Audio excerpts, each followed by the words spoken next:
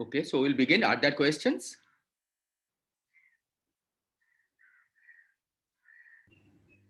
Sir, Yes, go ahead, please.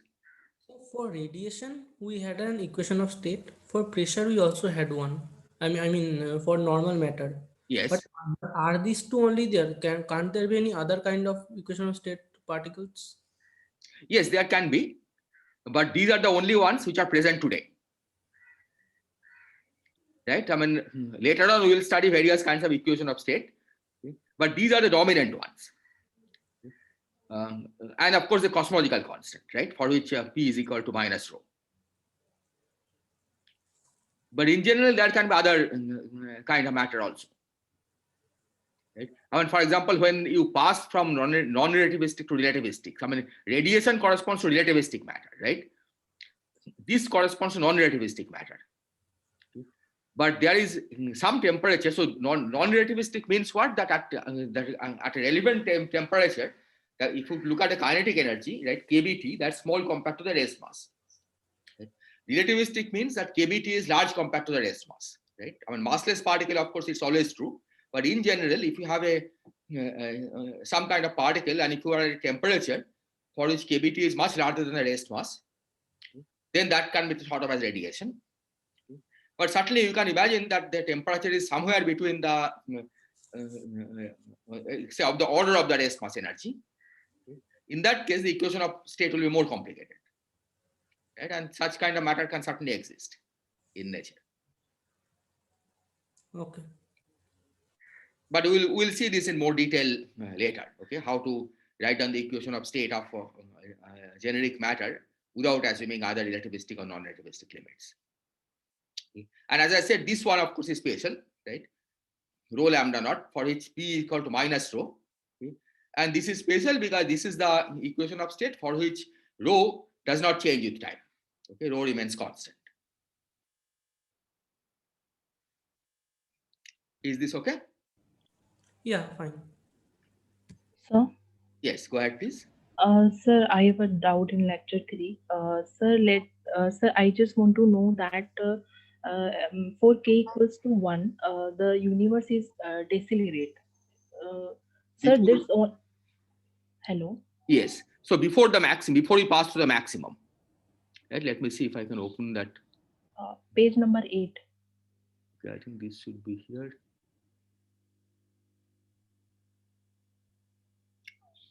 Page number Page 8, number sir. 8. Okay.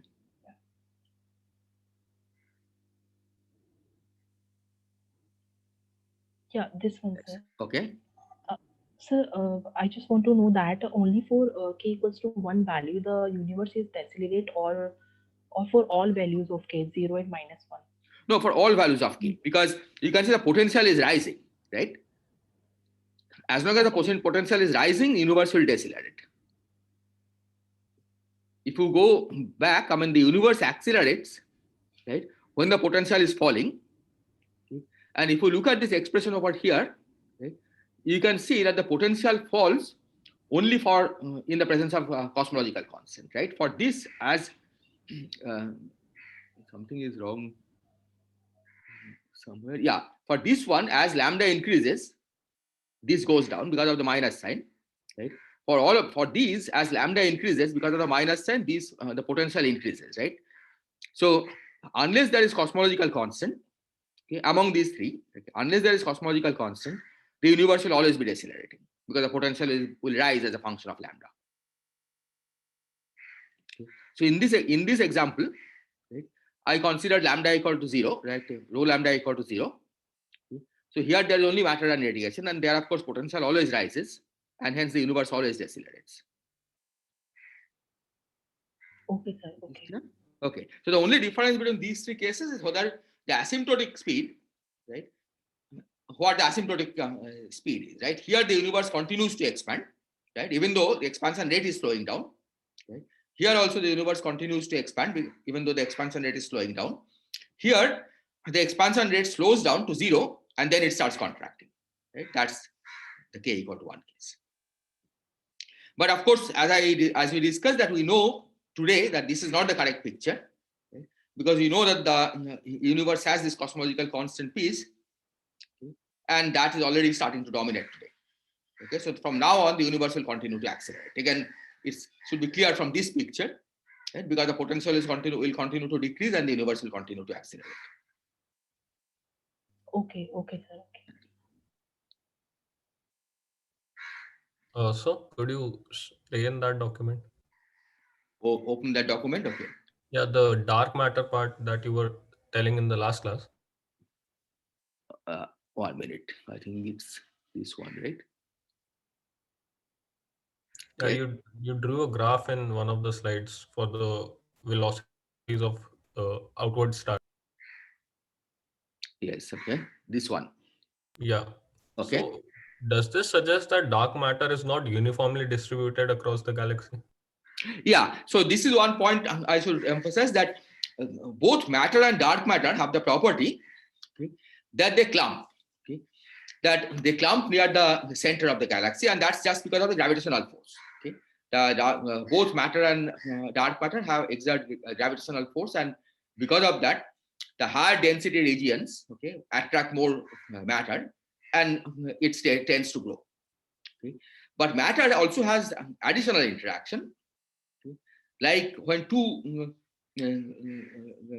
clouds of dust, for example, pass each other, okay, they have collisions that are not just gravitational interaction, okay? And because of that it tends to slow down and matter clumps more. Okay, so the matter is more towards the center of the galaxy.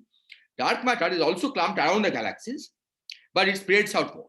Right? As you can see in this part, okay, the total mass inside a radius r is actually growing as a function of r, right? That means the dark matter has spread out.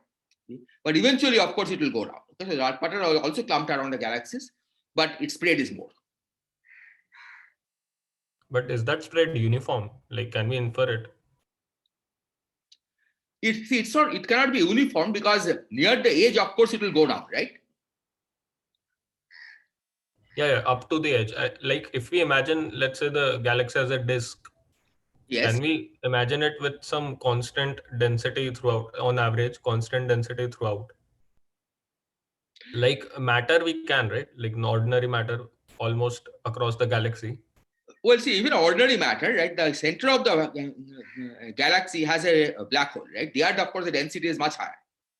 Okay? So any system, gravitational system, right? If you leave it, okay, it will eventually tend to collapse towards the edge, right? Because what is going to happen is that the stars will revolve around the center, right? And as long as the centrifugal force is enough to hold it, okay, it will remain there. But slowly it will lose energy, okay, and it will fall, right? Because of the friction. That part is smaller for the dark matter, right? That's why it will take more time to collapse at the center of the galaxy, right? And that's why, so I would say it's more uniform than normal matter. Okay? But there will always be some clumping near the edge, center, right? Because of the gravitational pull of the center. Okay. Are there other questions? I mean, anyway, it has to fall down. This velocity curve has to fall down after something. It will, yeah. See, the After point, if long there is no distance. friction, right, then what will happen is that it will be in the circular orbit or elliptical orbit. Of course, there is always some energy loss because of the gravitational radiation, but that's very, very small. Okay? So the smaller the interaction, the larger is the time around for which it will hang around in the outside the center. Right? But eventually, of course, it will collapse and become part of the black hole. No, Sir, I'm are you asking saying- about this curve. This curve has to fall down at some distance. Yes, exactly. So this curve has to fall down at some distance. That's certainly true, right? It's not spread uniformly over the. I mean, you can already see that the density is not uniform, right? Because the total amount inside a volume is growing as R, right? Not as R cube. So density certainly is falling down, right? And eventually this curve will fall down because ultimately the dark matter has to be bound, right? If it's too far, right, then it's not even bound, right, to the galaxy. Okay, then it will just fly away, and that will be a small amount. So the picture is that initially, right, this is sort of we'll study in more detail later. The early in the history of the universe was much more uniform than it is today. And because of the small gravitational fluctuation, right, the more dense region started attracting more matter. And that's how the current state of the universe came into being. Okay, the currently, of course, the fluctuations are large, right? There are galaxies where the density is much more than the density in the intergalactic space, for example. But this was not the situation early in the history of the universe, right? This is the situation today because of the gravitational pull. So gravity is always attractive, and that's why the higher density regions will tend to grow. And this is true for both ordinary matter and dark matter. Right? The extra ingredient of ordinary matter is that it also has other interactions. And so because of the friction, it tends to slow down more. Okay, in fact, one of the one of the prime examples or prime experiments which show the existence of dark matter is what is called the bullet cluster. I mean, you can probably look up in the net to get more information. But what that represents is two clusters of galaxies passing through each other, and as they pass through each other, okay, the matter and dark matter, of course, both move through each other. But matter, because it has other interactions, okay, there is more friction. Okay, so the matter heats up, okay, and slows down. Okay. So right now, the picture of the bullet cluster that you see is that the matter is concentrated near the center, okay, of this collision region, okay, and the dark matter has spread out. Okay, so the dark matter part has gone past each other, okay, but the matter part is still in the center. And these are huge. I mean, like 10 to the 14 solar masses. Mass is the kind of mass that each of these galaxy clusters have. So that also shows that the dark matter interaction is smaller than the matter interaction. But what you also know is that it obeys the equation of motion of the as a matter. That means that the gravitational interaction of the dark matter is the same as that of matter. Okay? What distinguishes matter from dark matter is the additional interactions. So indeed, dark matter is concentrated around the galaxies or the galaxy clusters and so on. But the binding is less strong compared to the matter, okay, just because matter has other interactions. Is this okay? Yeah. Okay, so let me then start. Maybe I should go back, open a new file. Oops.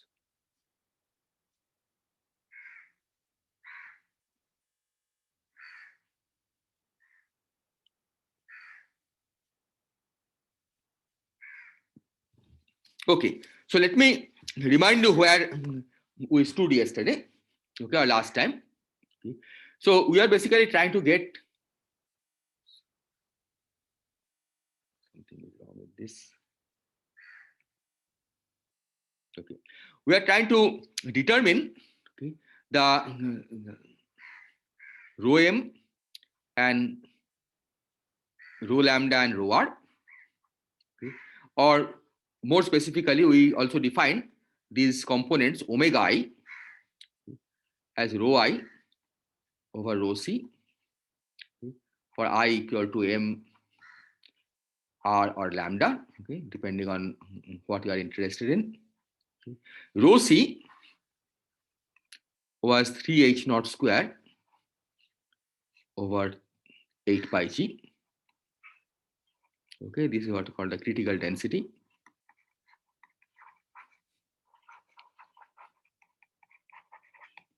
Okay. And in terms of this, we could write down the Friedmann equation. So Friedmann equation in terms of lambda had this structure: lambda dot over lambda square plus k over a square. So a square I write as a0 square lambda square. Okay. We can always write it as 8 pi g over 3 times rho m naught over lambda cube plus rho r naught over lambda to the 4 plus rho lambda naught. Okay. Or you can also write it as h naught square times omega m by lambda cube.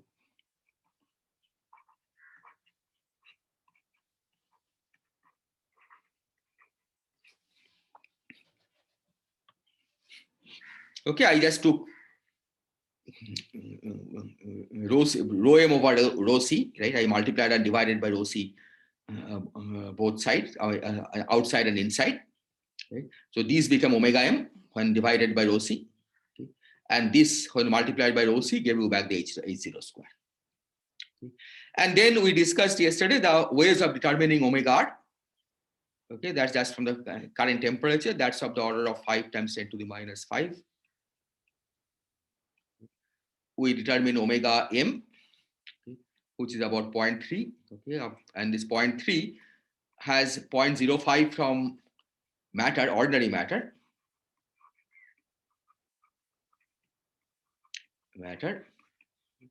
plus 0.25, that was dark matter.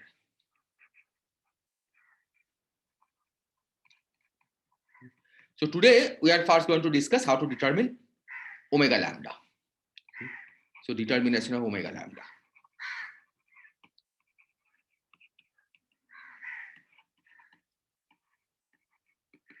Okay. Now this has to be determined indirectly, okay, because unlike ordinary matter, okay, as we discussed, this one doesn't clump. Okay, so this is really uniformly distributed. Okay. So we cannot detect it by the standard trick like gravitational lensing and so on that we use, for example, for ordinary matter or dark matter. Okay, because they clump. Okay, in the high density regions. Okay, it's as if there is a lens, and as the gravitational wave passes, or the even the light signal passes. Okay, it acts as a lens of the for a light signal. Okay, because light signal of course feels gravity. Okay, and that's how you can see the existence of dark matter. Okay, and calculate that, estimate the densities and so on. Okay, this one doesn't clump. Okay, so you cannot use experiments like gravitational lensing for determining these.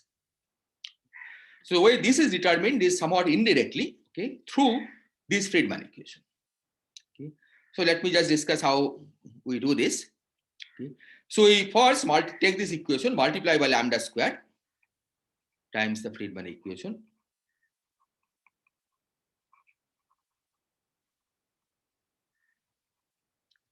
And then take the time derivative.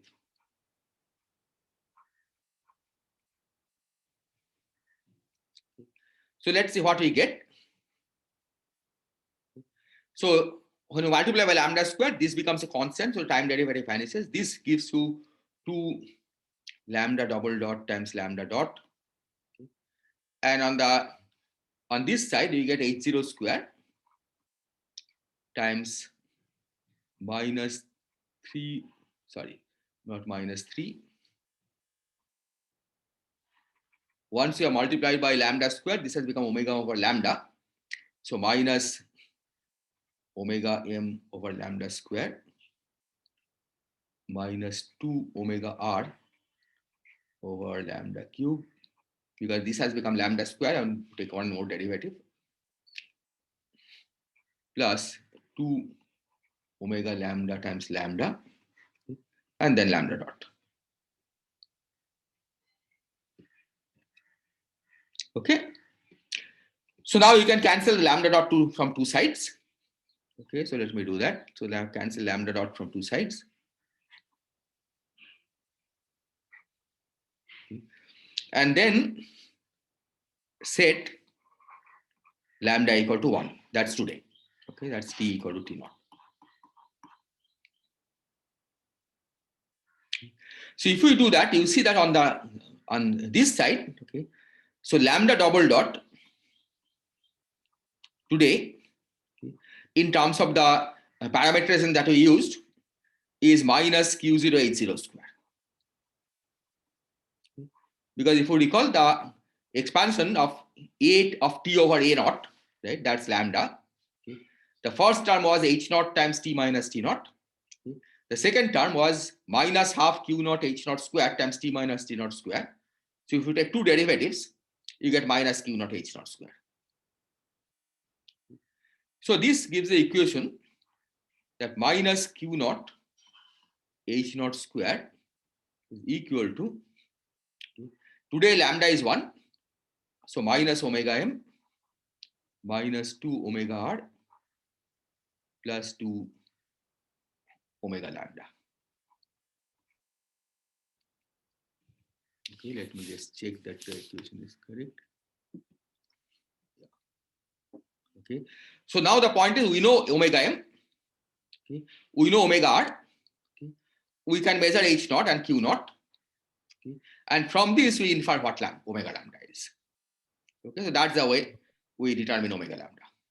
Doesn't H naught square cancel? H naught square, yes, you are right. H naught square cancels. So on this side also you have H naught square, yes. And we added 2 in the left hand side.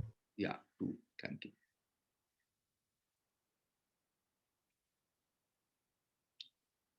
Two, yeah, because of this 2 lambda dot. Okay. So this cancels. Okay. And by knowing Q naught, okay, we can determine this. Okay, so Q naught is something that is experimentally measured. Okay, and as we discussed that this can be measured using the distance redshift relation. Okay, so you look at farther and farther objects, calculate that redshift, measure that distance. Okay, so see how the redshift varies as a function of the distance. Okay, and that's how you determine Q naught, just like you determine H naught by looking at the redshift distance relation. Okay, and knowing the result for omega m and omega r, you calculate omega lambda.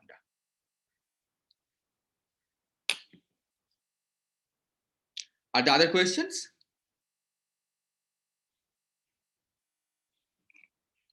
Okay. So the result of this,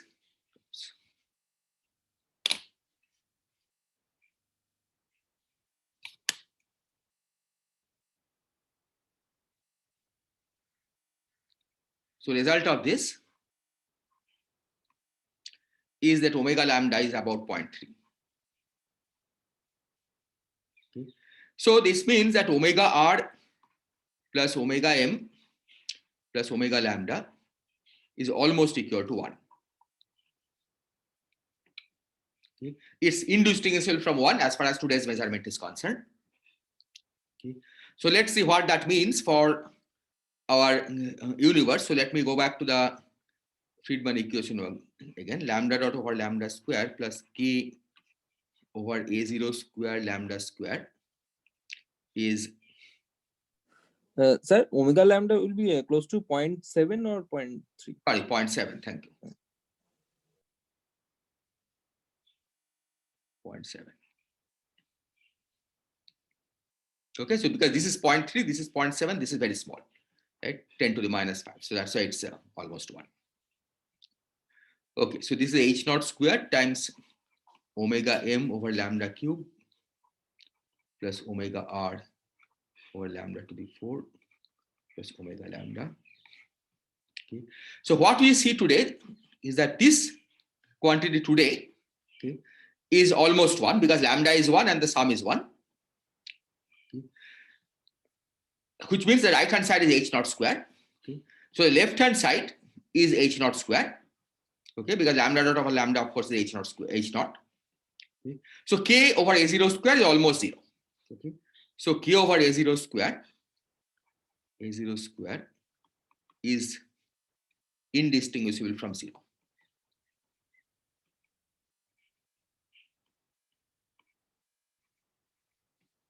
From 0. Okay, which means either a naught is very large, okay, or k is really 0. Okay, it doesn't matter. Okay, they're equivalent. Okay, if a naught is sufficiently large, that's equivalent. That as good as saying that k is 0. Okay. Now, furthermore, we see that in the past, okay, this term. So today omega m is of order 1, right? 0.3 is like order 1. Okay.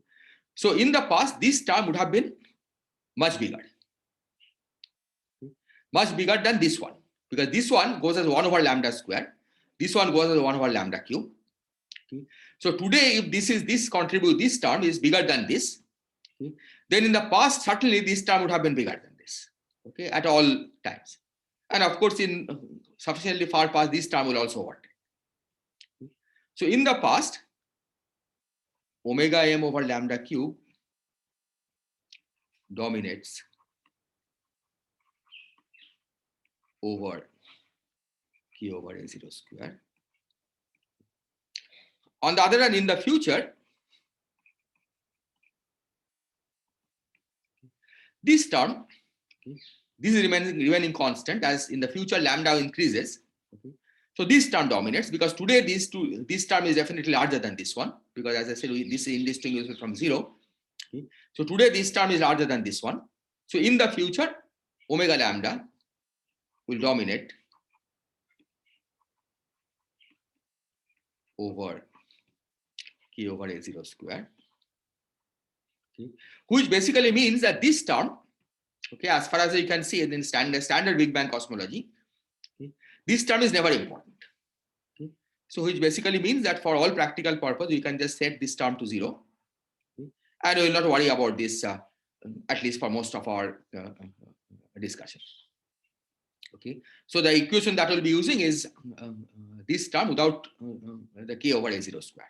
Okay, is this one without the k over a0 square. Is this clear?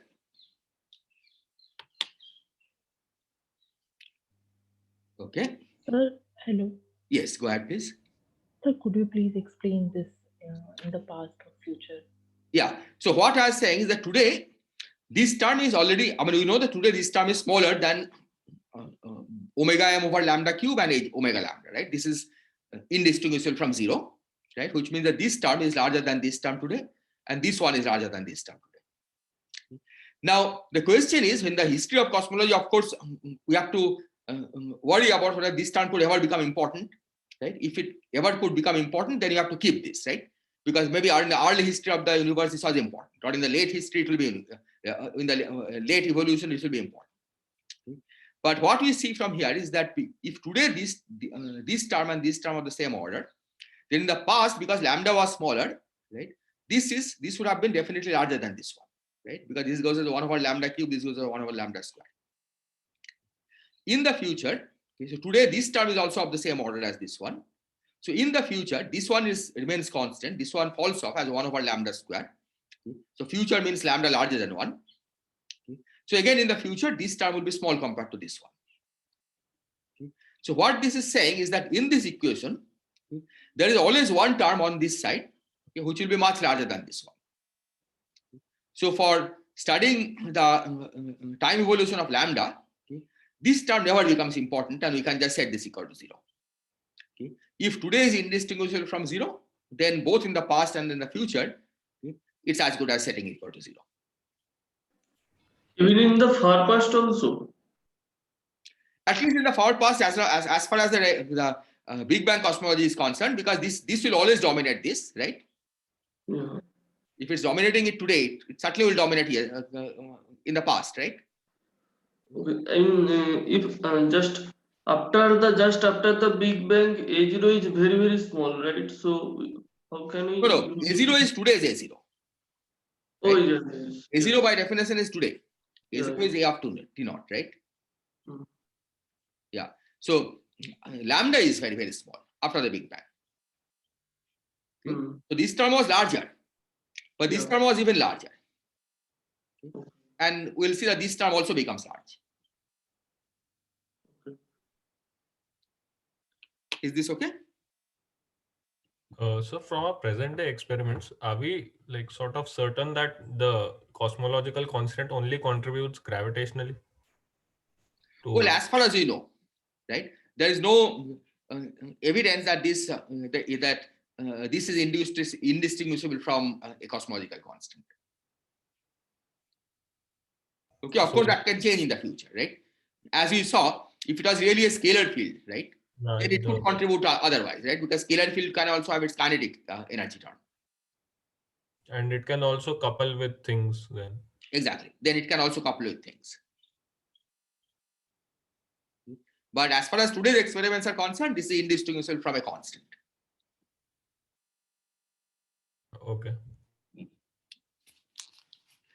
Any other question? Okay, so now I'll spend a few minutes trying to get some idea of the numbers. Okay, and in cosmology, this is one important aspect of cosmology, that you should be able to get a quick estimate of various numbers. Okay, just to get an idea of how large or small the number is, okay, or how important it is.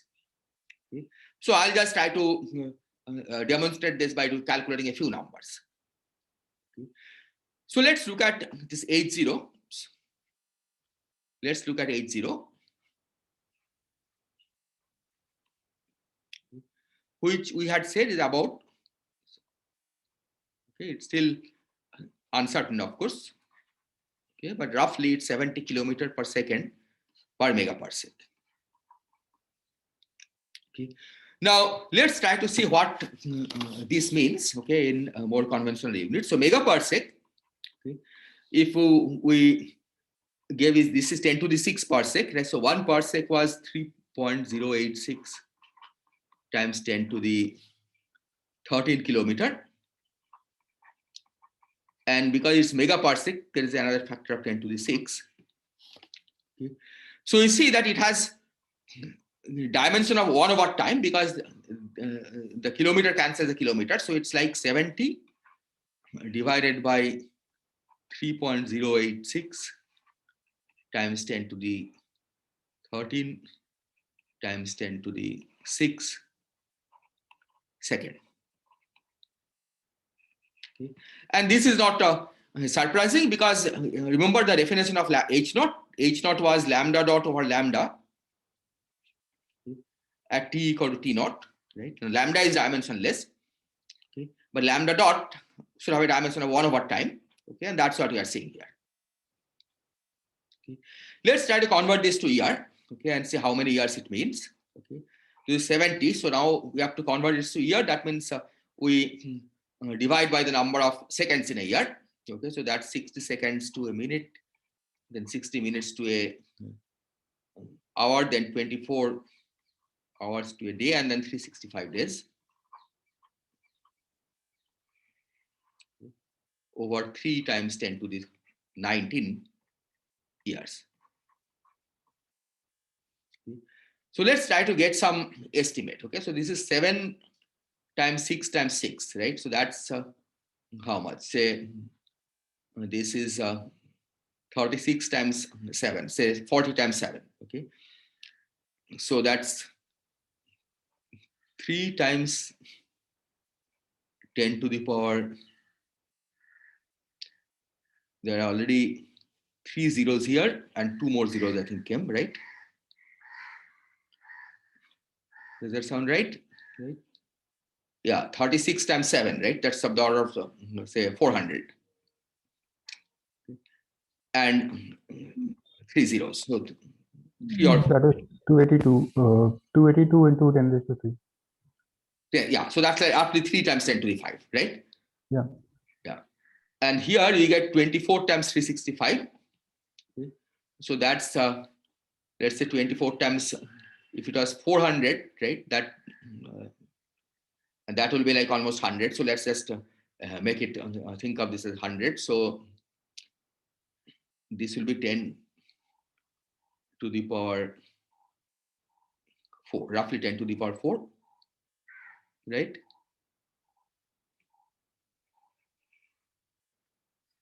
Times 3 times 10 to the 19 years.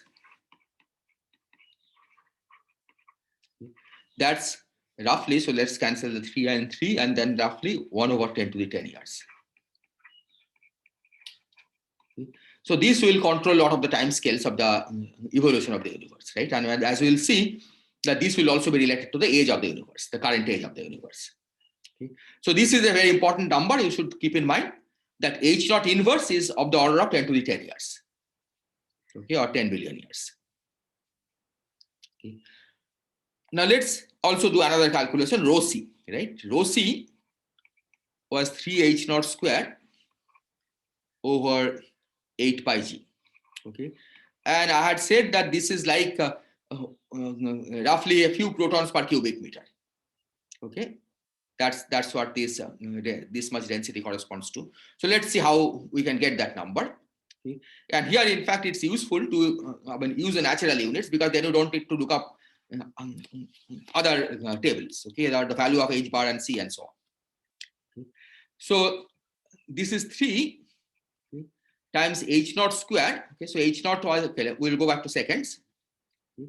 So 70 over 3 times 10 to the 9, 19 second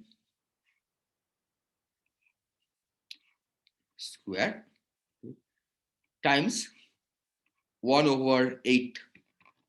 Okay, 8 pi. I'll write as 8 pi because I'm setting now. I'm going to go to the natural unit, so G equal to 1. Okay, so it's not quite the natural unit yet. Okay, we need to convert this second into Planck time. Okay, and so for that we should remember that this is okay.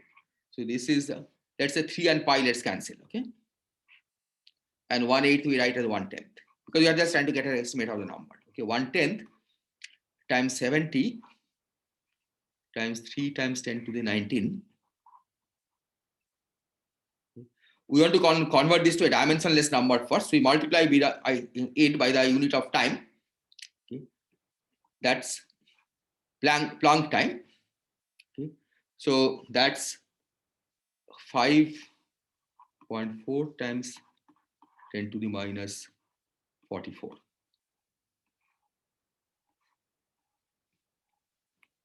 Okay. So this is roughly in dimensionless units how much it is. Okay. But now we want to go, go back to gram per cc, okay, or more usefully, say GeV per cc. Okay. So this has the element of density, right? This is the unit of density. So this actually is given by, if you want to go to the normal natural units, m Planck over L Planck cube. Is this calculation clear? I mean, what you are doing here, does it make sense? So what you are doing is we first convert it to natural units, okay, and then by using dimensions of rho c, we convert this back to the normal units. Okay. So this was in 1 over second square. Okay. Of course, it doesn't make sense because the dimensions don't agree. Okay, but that's because we have set G equal to 1. Okay. So first we convert this 1 over second square into dimensionless units. Okay, by multiplying it by the Planck time. Okay, because T Planck is set equal to 1. Okay. So if you want to work in seconds, convert from seconds to natural unit, you have to multiply by T Planck. Okay. That's this one. Okay. Then we want to convert it to density. So this is m Planck over L Planck cube, and now we are going to substitute for m Planck and L Planck their values. Okay. So m Planck is like 1.22 times 10 to the 19 GeV. Okay, you can put a 1 over c square if you want. Okay. And L Planck, if you look at the table, I think that was 1.62 times 10 to the minus 33 centimeter. Okay. So you plug this in, okay, calculate the numbers, and I'll leave it as an exercise to check that this is roughly 10 to the minus 16 GeV, 10 to the minus 6 GeV plus centimeter cube. Okay. Or also this is the same as 1 GeV per meter cube. Okay. And 1 GeV is the mass of a proton. Okay, this you have to memorize. I mean, if you are doing cosmology, you cannot forget about the masses of elementary particles, at least the simple ones. Okay. So mass of a proton is roughly 1 GeV by c square. Okay. So that gives you the result that it's like the rho c, the density of that you're talking about, is roughly of the order of 1 proton per cubic meter. Okay. If you do this carefully, you will find about 6 protons per cubic meter. Okay, this is the order of magnitude estimate. Is this clear? Okay. So for doing calculations like this, it's always, well, you can try to find your own base method, but it's useful, okay, to first convert to natural units and then come back to ordinary units by using the table that I wrote down in the list of units that I wrote down on the first day. Okay. So we convert it from seconds to natural units first, okay, and then by using dimensional argument, we put in the units, m Planck over L Planck. Any question?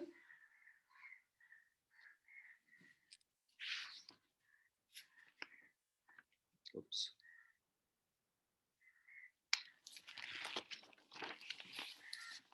Okay, so now let's try to look at the universe in a little more detail. So we have rho m as rho c times omega m by lambda cube,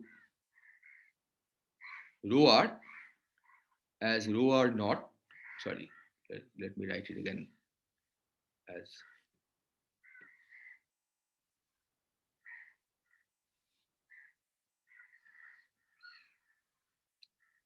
rho c times omega r over lambda to the 4 and rho lambda as rho c times omega lambda over lambda to the 4. Sorry, omega lambda. Okay. So we see from here, okay,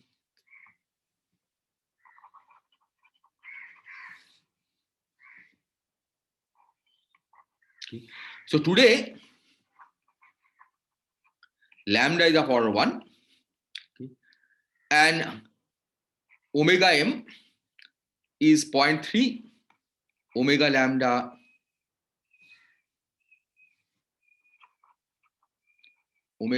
is 0.7, and omega r is 5 times 10 to the minus 5. Okay. So in the future, okay, so for lambda much larger than 1, okay, it's clear from this formula, okay, and these numbers that omega lambda dominates, or lambda dominates, rho lambda dominates.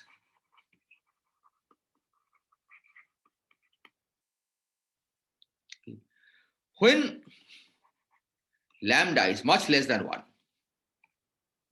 then you can see that rho m becomes much larger than rho lambda, right? Because today rho m and rho lambda are of the same order, right? Because omega m is 0.3, omega lambda is 0.7, lambda, the small lambda is of order 1. Okay, so today rho m and rho lambda are of the same order. So when lambda is small, because of this 1 over lambda cube, rho m dominates. Now let's do the comparison between rho m and rho r. So if we want rho m, say, larger than rho r, okay, we want to see if the matter dominates ever. Okay, so rho m is larger than omega, much larger than omega r, if omega m over lambda cube is much larger than omega r over lambda to the 4. Okay. This means that lambda must be much larger than omega r over omega m. That's of the order of 5 times 10 to the minus 5 times 0.3. Okay. That's roughly 10 to the minus 4.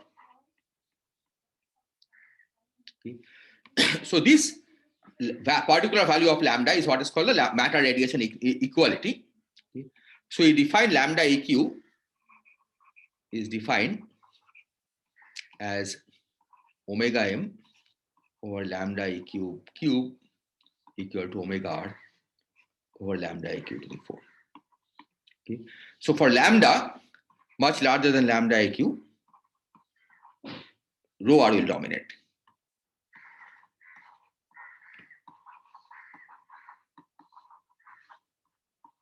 Okay. But you see that there is a range, okay, of lambda, okay, namely when lambda is much larger than 10 to the minus 4, okay, and yet much smaller than 1. Okay, that's a reasonably large range. In that case, rho m is larger than both rho lambda and rho r. Okay. So that's the matter dominated case. Is this clear?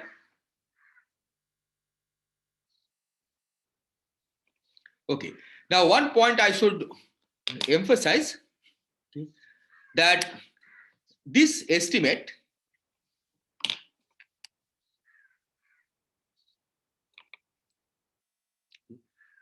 so the estimate of lambda eq, the estimate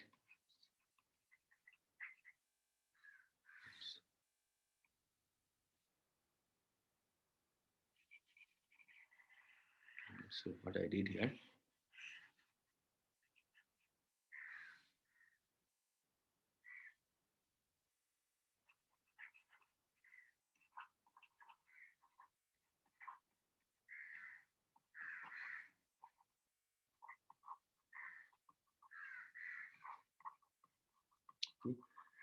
And the reason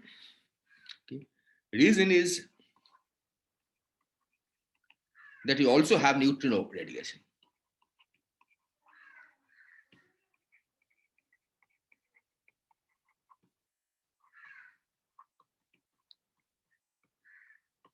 Okay. So this is not observed but theoretically predicted, and we'll see how it comes about later. Not observed but theoretically predicted.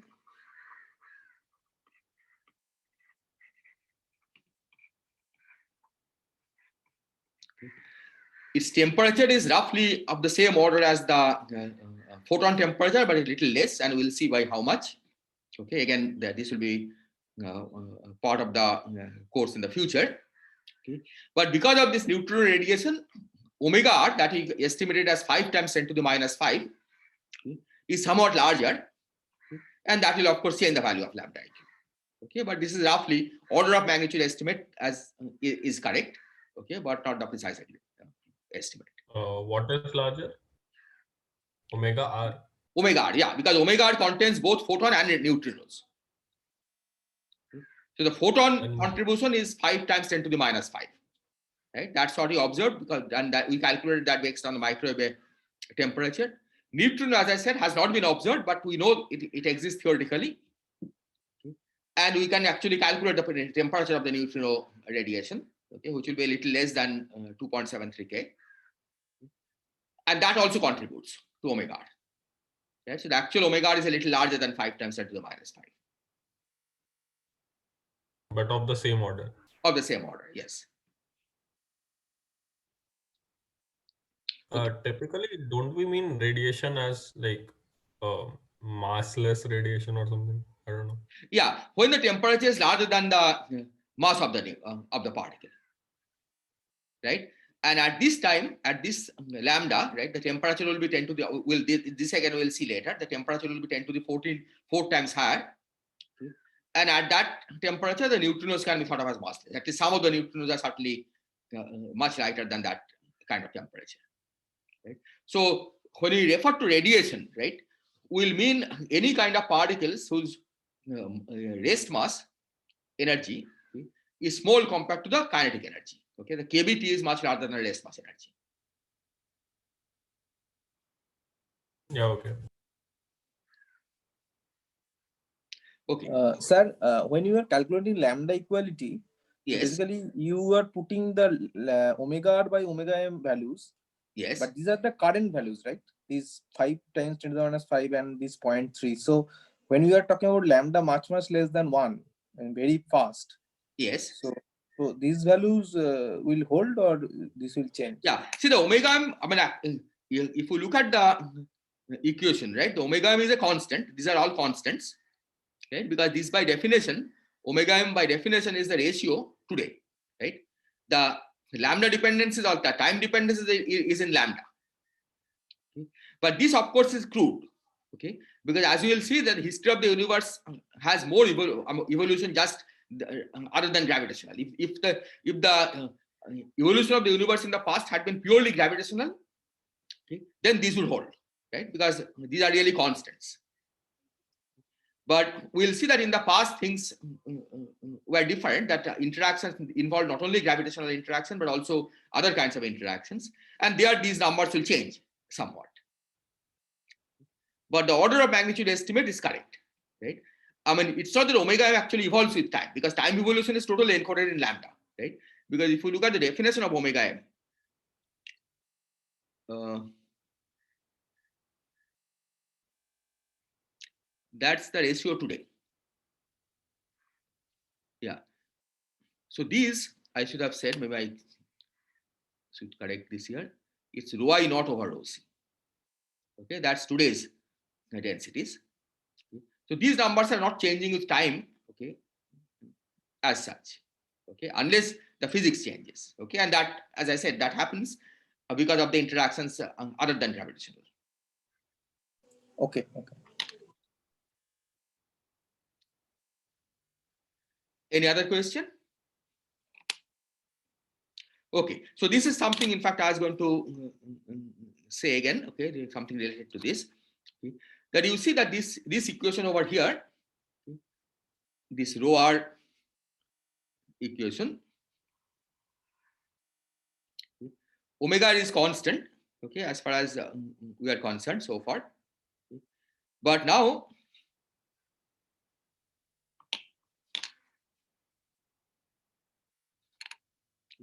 so in the past, in the far past,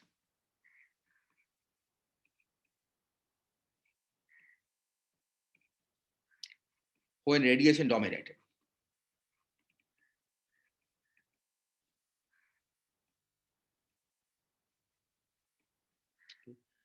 we can say that the rho r is the dominant one. Okay, and we will use we have this equation, it's omega r times rho c times 1 over lambda to the 4. Okay. Now what we'll see is that this formula, that rho r goes as 1 over lambda to the 4. Okay. This is still true. This will still be true even in the far past. Okay. But this number, the coefficient c, the c will in general differ from omega rho c. Okay. It will differ by order 1. Okay, it will not differ drastically, it will differ by order 1. Okay. And the reason that it will differ by order 1 is because as you go farther and farther in the past, the temperature was higher and higher. Okay. And at that time, many more particles could have been could have behaved as relativistic particles, okay, than just the photons. Okay, and that's the reason why this coefficient, okay, would have been different. Okay. But as I said, the order of magnitude will still be the same. The order of magnitude will not change, but the actual number will change from this particular coefficient omega times rho c. Is this clear? Okay. So for now, we'll ignore that difference and proceed with this formula. Okay, we'll pretend that the formula for rho that you have derived is exact and study its consequences. Okay, so let me say that. So for now,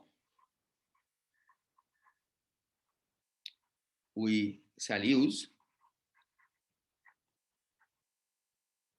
lambda dot over lambda square is rho c, sorry.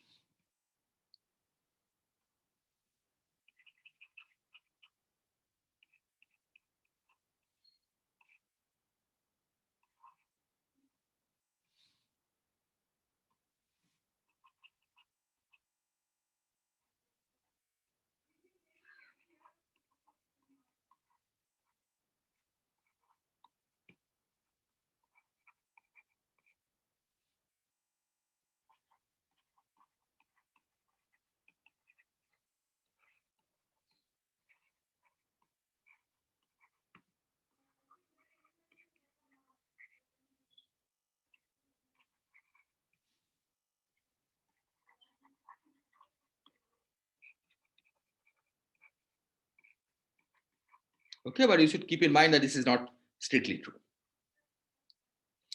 Okay, so let's now study its consequences. So the first thing we'll study is the age of the universe.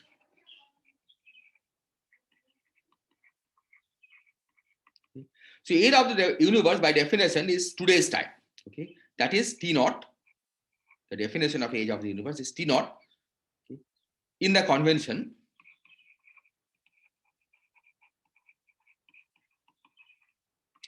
that lambda equal to 0 at t equal to 0. That fixes the origin of time. Okay. With that definition, we calculate T naught, and that's what we define to be the age of the universe. Okay. This is also the proper time of a co-moving observer. Okay. Because the metric is minus dt square, right? So if your observer sits at rest in the co-moving frame, Okay. Then the proper time coincides with T. And so T naught is a proper time of an observer since the time of the Big Bang. Okay, who is a co-moving observer since the time of the Big Bang. Okay. So to calculate this, we use the fact that we can write dt as d lambda over lambda dot, right? Because lambda dot is d lambda dt. Okay. And now we integrate from 0 to t naught, and integrate this from 0 to 1. So this is integral 0 to 1. Lambda dot, we use this formula. So outside you have h naught inverse 0 to 1 d lambda, and then okay, so one factor of lambda square goes here, so that's omega m times lambda inverse plus omega r times lambda to the minus 2 plus omega lambda times lambda square, this raised to the power minus half. Is this clear what we did? Right? We calculate lambda dot from here. Right? So lambda dot is h naught times square root of this times lambda square. That's what we have here. Okay. And you substitute it here. Okay, d lambda over lambda dot. So because lambda dot is in the denominator, we have h naught inverse and we have minus half. Is this clear?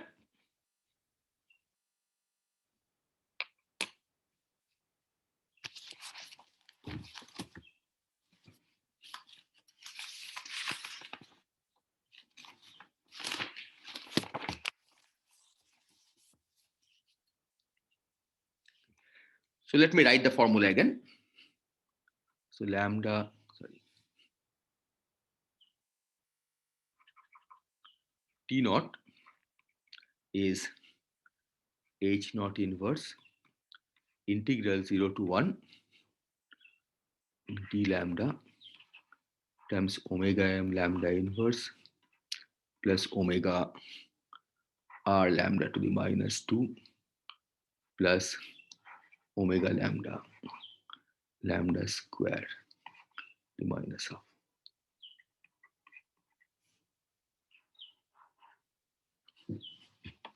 Okay, so we can of course just substitute in the substitute the values of omega r, omega m, and omega lambda and calculate this. Okay. But we can see from this that first of all, okay, the integrand as lambda goes to 0 has no divergence, right? This has that as lambda goes to 0, this quantity just goes as lambda. Sir, Yes, go ahead, please. sir, earlier we had assumed that there is no particle to radiation exchange or interaction or creation, something like that. But at lambda tends to 0, I mean, will this still hold? Well, it will not hold. I mean, we can assume that this holds and proceed, right? But of course, it will not hold.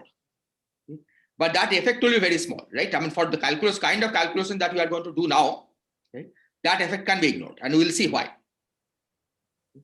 So this exchange effect becomes important for small lambda, okay? But small lambda region contributes little to this integral. Okay. Okay? So you can see from here, okay, so let's suppose that, okay, let me do it this way, that as lambda goes to 0, this goes as lambda, right? So it's a perfectly finite integral. Okay, so there's no divergence, so you can put it on a computer and ask it to do it. Okay? But let's try to do this roughly. Okay, so suppose let's take h naught inverse, okay, that you use from 0 to lambda eq. Okay? We use, say, radiation dominated formula, omega lambda omega r times omega to the minus half times lambda. Okay, this is okay. I mean, because you are ignoring this, right? Imagine that up to lambda eq, okay, this one dominates. Okay, of course you are making errors of order 1 here, right? Because this term is of order this near lambda eq. Okay, but let's not worry about that. And then from lambda eq to 1, we ignore the radiation part. Okay? We write omega m lambda inverse first omega lambda lambda square to the power minus half. Now this part of the integral, okay, again it's a rough order of magnitude estimate, but it's of the order omega r to the minus half times lambda eq square by 2, right? And now if you let me remind you the formula for lambda eq. So lambda eq was omega r over omega m. So if you substitute this, this becomes omega r to the half over 2 omega m square. And you see that because omega r is small, the omega r to the 3 half, omega r to the 3 half, right? Because omega r square and omega r to the minus half, so omega r to the 3 half over 2 omega m square. Okay. Omega m is 0.3, right? So that, let's say 0.3 square is 0.1. Okay. So this is of order 1, but this is small, right? This one is small. Okay. So this number, okay, that you have, the contribution up to lambda eq, okay, is much smaller than 1. Okay, that's what is important, because what we'll argue is that this number is of order 1. Okay, you can easily see because omega m and omega lambda are of order 1, right? And lambda integral runs all the way to 1, right? So this number clearly is of order 1. Okay. So that shows that the contribution from the radiation dominated part actually is very small, right? As far as the age of the universe is concerned, this part you can ignore. Okay. And you can just use this. Is this clear? Yeah. So this one we now write as H naught inverse. Okay, so this is nearly equal. H naught inverse times integral lambda eq to 1. Lambda eq, in fact, you can replace by 0. It doesn't matter because the result doesn't really change very much. Okay. Times omega m lambda inverse plus omega lambda square to the power minus half d lambda. So this integral you can easily do on a computer. Okay. And maybe I can also show you what the result is. It's I think this integral. Oops.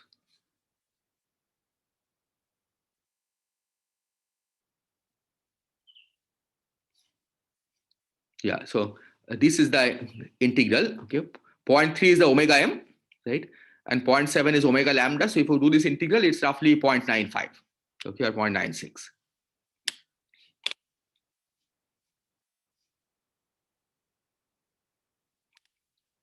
So this is like 0.96 times H naught inverse. And this is of order, okay, the actual value, okay, after you put the numbers correctly, and the best estimate of this today is 13.8 times 10 to the 9 years. We estimated H naught inverse about 10 to the 10 years, right? And that's what you see here. Okay, I mean, I think if you do an estimate more correctly, this is the number that you'll get. Okay, and if you also estimate this properly, okay, with the best fit values of omega m and omega lambda that we have today, okay, the age of the universe, okay, is like 13 billion years. Is this clear?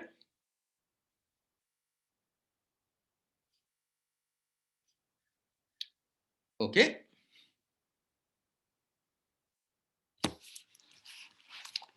So the next notion that we'll introduce is the notion of horizon.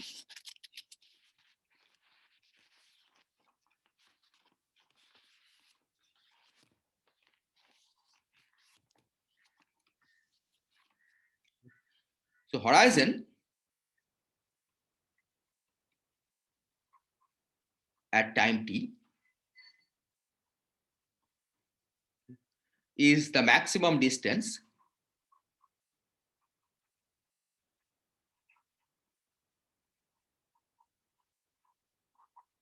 a signal, any signal, can travel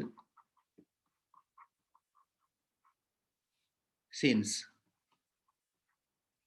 the Big Bang. Okay, so Big Bang refers to lambda equal to 0 or t equal to 0.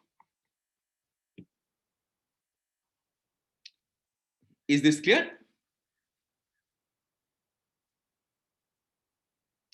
Okay. So let's calculate this. Okay. So let's suppose that we start at t equal to 0. Okay, and we can start any value because of the homogeneity, but let's start at r equal to 0, theta equal to 0, phi equal to 0. Okay. Then suppose at t, okay, it reaches r equal to r1, theta equal to 0, phi equal to 0. Okay.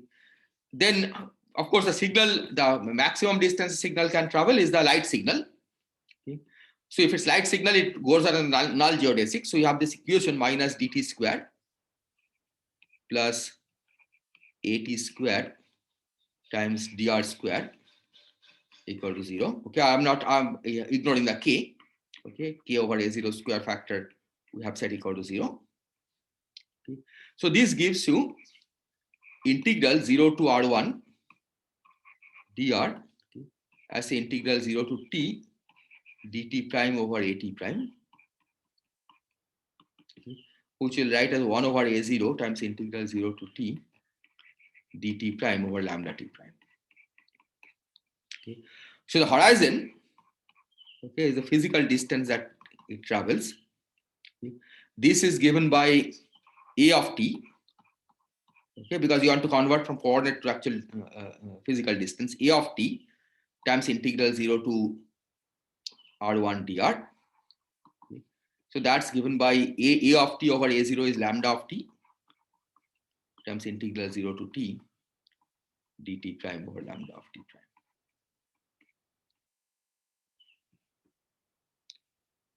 Is this clear? So this is the maximum distance light can travel from the Big Bang till time t. Okay, so you can calculate it different times, including our time t naught.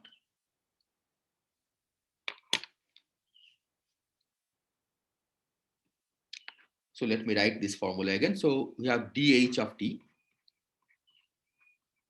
is a of t times integral 0 to t dt over lambda of t. Okay.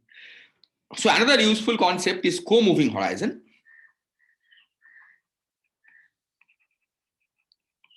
Co-moving horizon. So co-moving horizon, okay, is the same thing as the horizon, but measured in today's metric.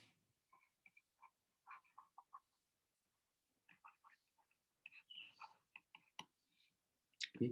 So let's denote it by RH. So RH of t, we again calculate the distance. So integral 0 to r1 dr. Okay, but we multiply by a0. Okay, because this is what multiplies the dr square today. Okay. So this again we can convert a0 times integral 0 to t dt over a of t. So that's just, so a0 over a is just lambda, so it's just integral 0 to t, sorry, 0 to t prime. Let me write this prime. Sorry, this is t dt prime over lambda of t prime. Okay. So the co-moving horizon has the property that it adds, that if you want to calculate the co-moving horizon today, okay, we can add up the contribution from the radiation dominated era, then the matter dominated era, and the cosmological constant dominated era, and so on. Okay. So because you just do a simple integral from 0 to t and some integrand, right?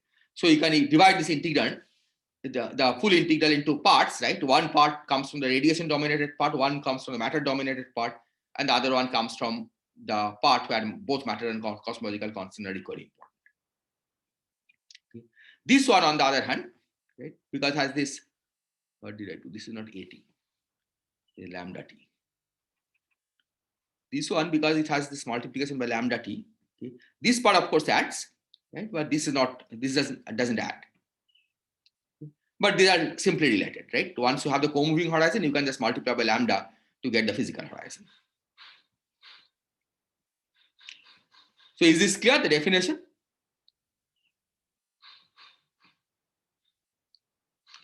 So we can also translate this into in a different language. Okay, suppose you want to find the horizon, say co-moving horizon or this one, okay, as a function of lambda, not as a function of t. Okay. Now, one way to do this, of course, is to first calculate it as a function of t, and then use the relationship between t and lambda to convert this into a function of lambda. But instead, we can also do another thing, okay, and that's the following. Okay, that in this integral, okay, we change variable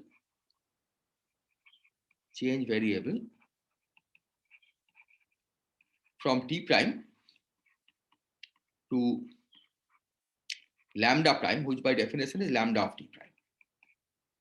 Okay. So then dt prime will be given by lambda dot of t prime. Sorry.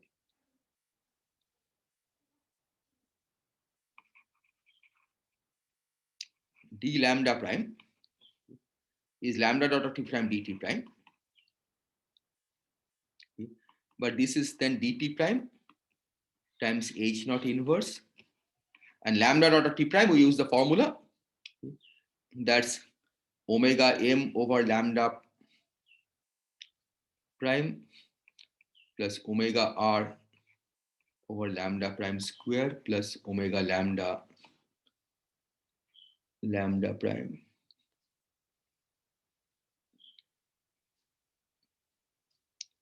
square to the power half, right? Okay. So this tells us that RH, if you want it as a function of lambda, okay, you now get from 0 to lambda, okay, upper limit instead of t, because I'm going to write in terms of lambda prime. Okay. Then this is d lambda prime.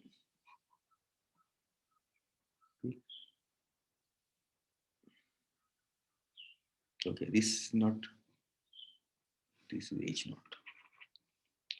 D lambda prime over h naught times omega m over lambda prime plus omega r over lambda prime square plus omega lambda times lambda prime square to the power minus half. Okay, because I'm writing dt prime as d lambda prime over all this. Okay, and then of course you have a 1 over lambda t prime. There's a 1 over lambda prime.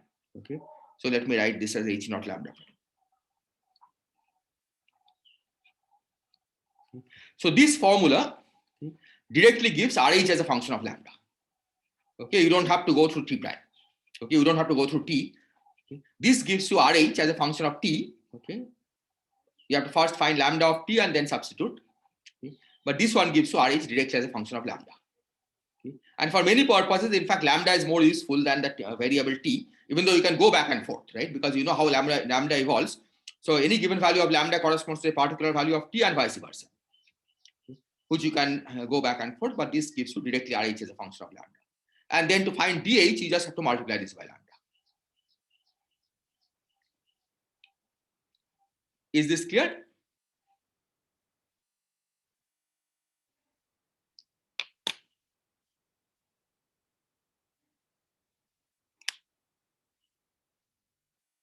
Okay.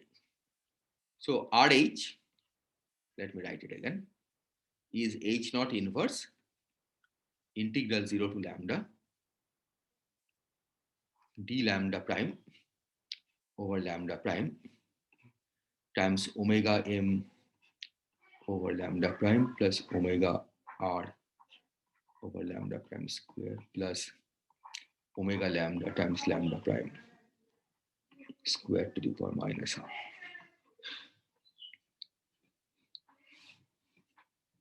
Okay. Now today lambda is 1.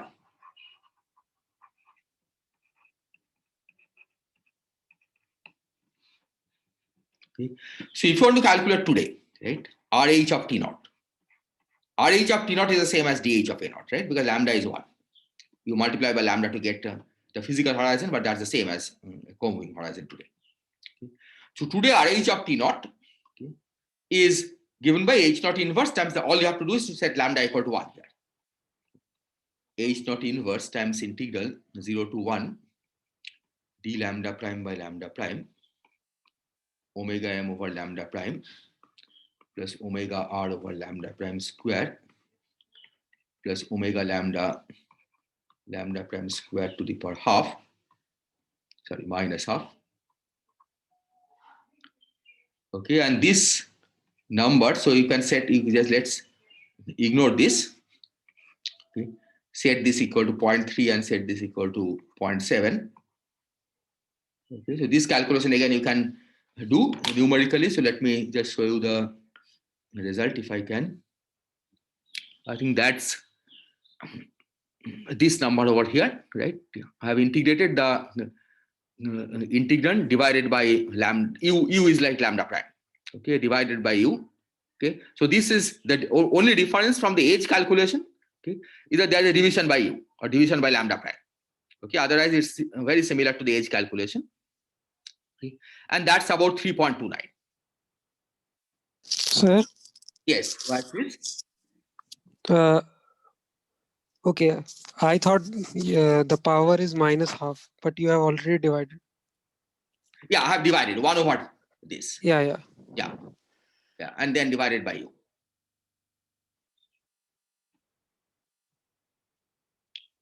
Okay, so that's about 0.3. That's about 3 times H naught inverse.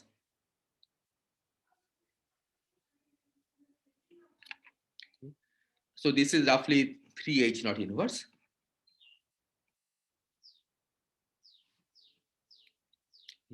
Now we can do another calculation. Okay, so this means what?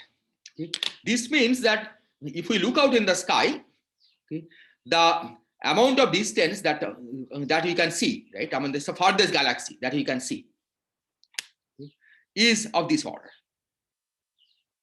Okay. So their co-moving distance, okay, is like 3 H naught inverse. Okay. Roughly, okay, in fact, I mean, it was not 3 by 3.26. This corresponds to 45 times 10 to the 9 light years. Okay, if you do the calculation carefully, it's about this much. Okay, so this is the distance that we can see today, right? We cannot receive light from any region of the universe that is farther than this distance. Okay, because that's the distance light has traveled. Now there is another calculation we can do, okay, and that is that how far we will be able to send signal. Okay, it's a slightly different question. Okay, so this is sometimes referred to as a future horizon. So how far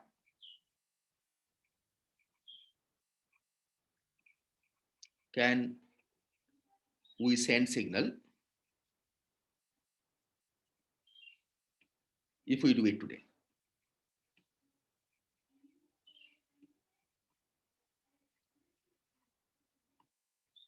Okay, so this question is similar, but instead of starting at the Big Bang and asking how far light could have traveled, okay, we are asking that suppose we start today, okay, how far can we send signal?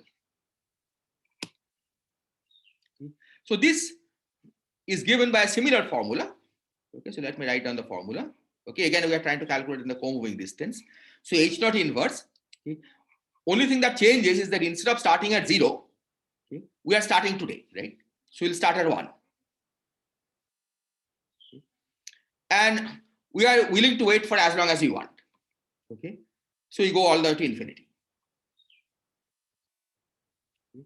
And you calculate the same integral, d lambda prime over lambda prime times omega m over lambda prime plus omega r over lambda prime square plus omega lambda prime square to the power half.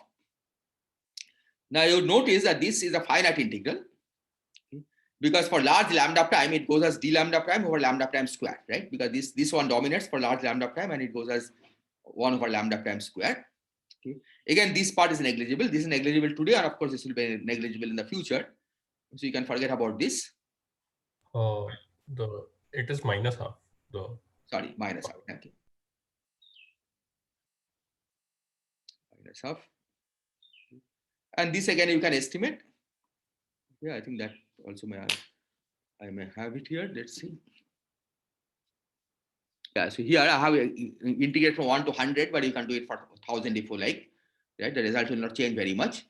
Okay. And you say that number is like 1.12. So that's roughly, this is roughly H naught inverse.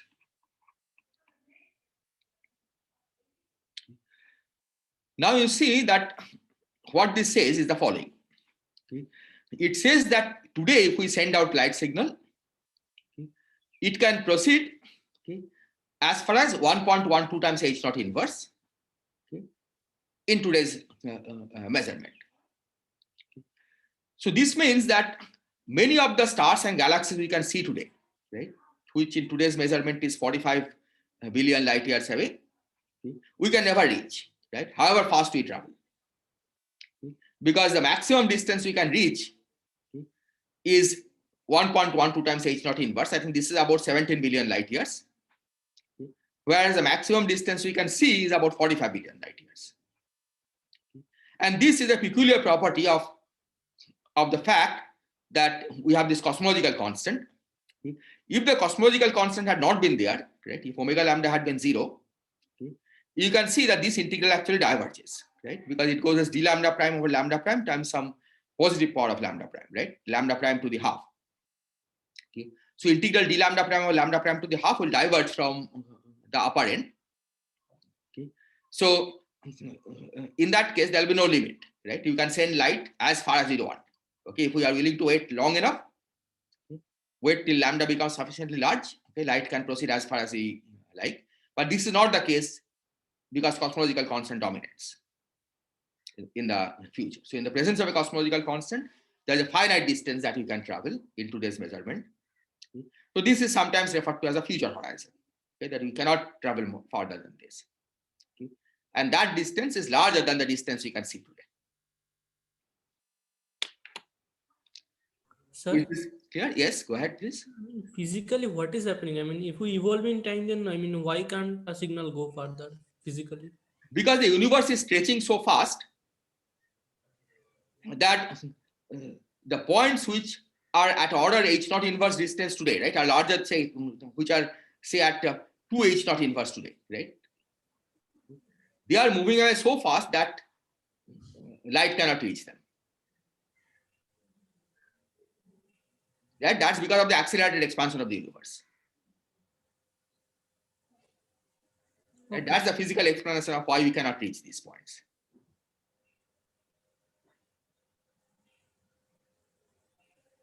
Is this clear? I mean, Yeah. okay, so I mean, normally you think of light as traveling the fastest, right? And it is true. The light is the fastest signal that you can send. Okay? But that doesn't necessarily imply that in a cosmological space-time, okay, we can send light anywhere that we like. Okay, and this horizon that you see here, okay, is a peculiar property of this cosmological constant dominated phase, okay, which sets a limit to the distance to which you can send signal.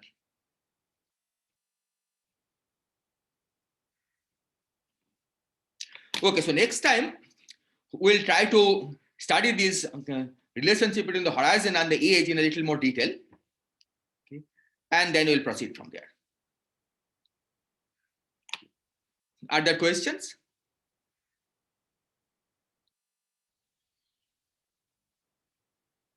Sir, so if we were to integrate from 0 to infinity, we'll get the maximum reach since Big Bang, right?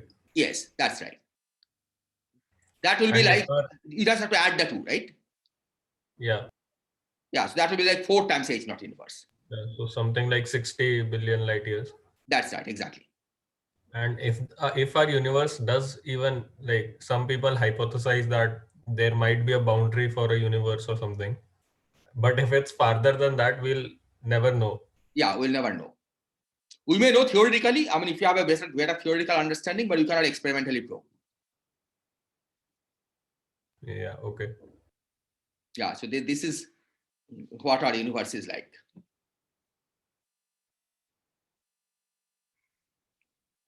Any other question?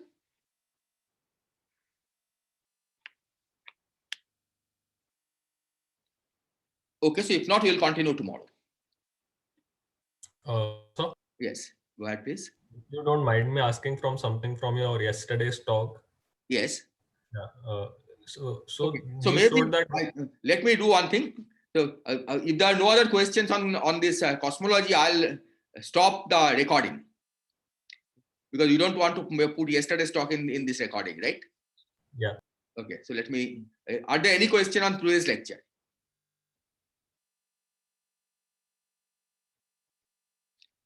Okay. Let me then stop recording.